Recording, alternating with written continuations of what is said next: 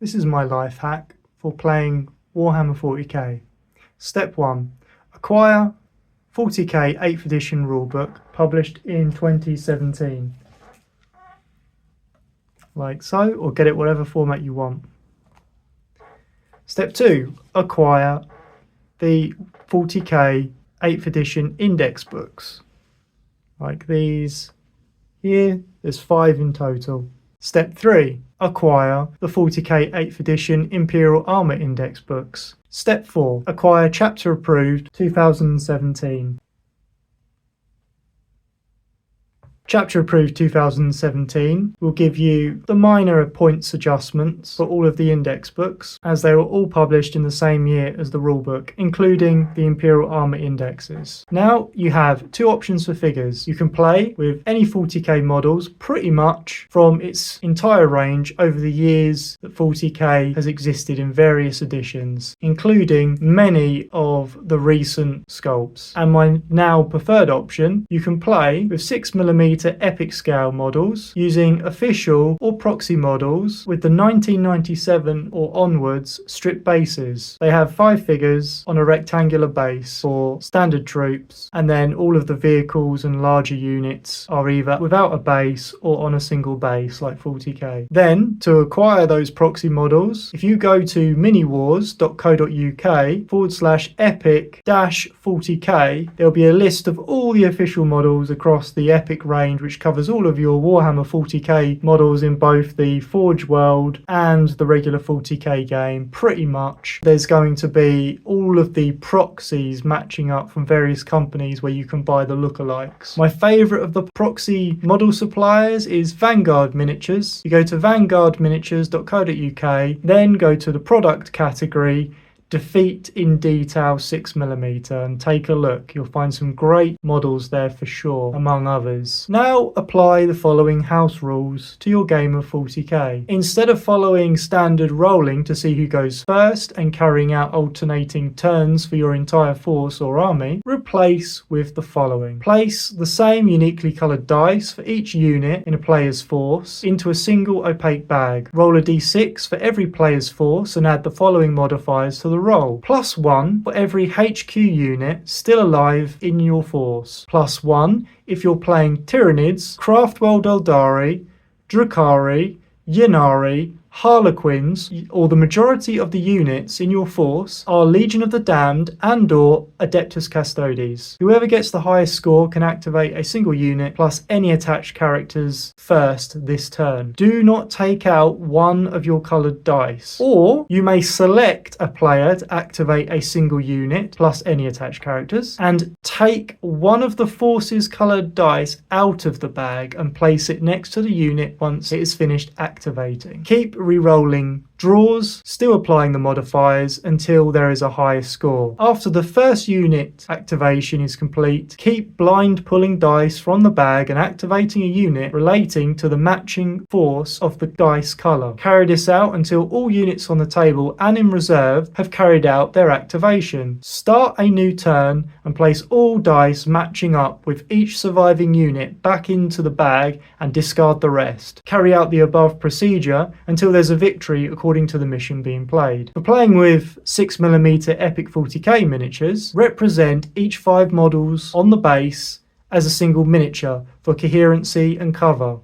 Round maximum squad sizes for 5 model bases up or down to the nearest 5. Then finally use counters to mark wounds and casualties. Why this hack? What is going on with all of this suggestion I have? Firstly, 40k as a system rarely keeps stabilized and somewhat balanced over each edition. It tends to fall apart by the end. Codex books, which make up all of the various forces or faction rules, are released in a staggered fashion and are often very mismatched in power abilities. With 8th edition, Much like what was promised with 10th edition, the game was simplified and streamlined. It was also the first edition to take out the templates, hence why I can easily suggest the 6mm rules and without adjusting any measurements or having to adjust for templates. On top of this, it never had a major replacement in rules because 8th edition got it right pretty much first time. The difference is this game already did what 10th edition needed to do, and you're just going round in a vicious cycle. This was the first edition of 40k that started to introduce the larger scale models, such as what happened with the Space Marines. So you have the widest range of forces to play with this set of rules, and you can pretty much cover model ranges going back to your previous collections of 40k models all the way up to many of the things in modern 40k. There are going to be certain units missing, of course, over time, but this will allow you to play at the moment, as of 2024,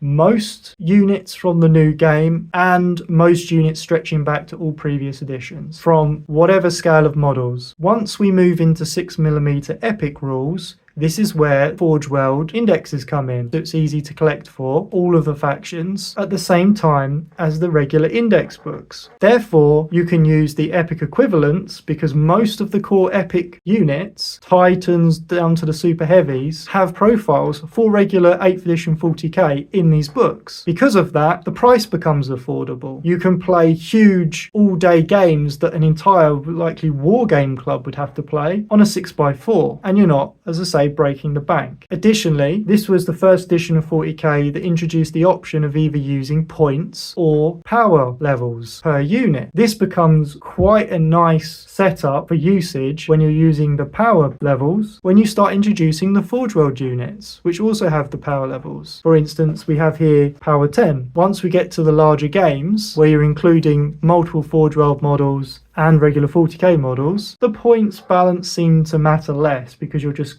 growing up in scale. With this being such a simplified state of special rules for the army books, additionally, you can actually complete larger games on time. And this is why I have come up with this solution for 40k to abandon all of the nonsense that's been going on. So what factions do you get in the regular indexes? You have Xenos 1 and 2. And they contain Craftworld, Drakari, Yannari, Harlequins, Necrons, Orcs, Tau, Empire, Tyranids, Genestealer Cults. The single volume for Imperial Armour Index Xenos covers all of the super heavies for those entire set of factions, nothing missing. Then Imperial Indexes, volumes 1 and 2, cover the Astra Militarum, Adeptus Mechanicus, Imperial Knights, Imperial Agents, Talons of the Emperor. That's your Custodes, Sisters of Silence, your Inquisitors and so on. Space Marines, Blood Angels, Dark Angels, Space Wolves, Grey Knights, Death Watch, Legion of the Damned. So you got your Space Marines and all the individual chapters going on there, unique chapters. And then for these, you have 2 index books.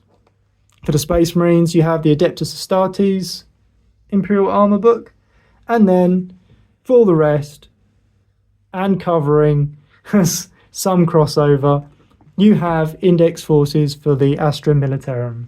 Finally, you have a single index for all things Chaos, Heretic Astartes, Chaos Demons, and Quest of Traitors, with the single index book for all of your super heavies across those forces. Job done.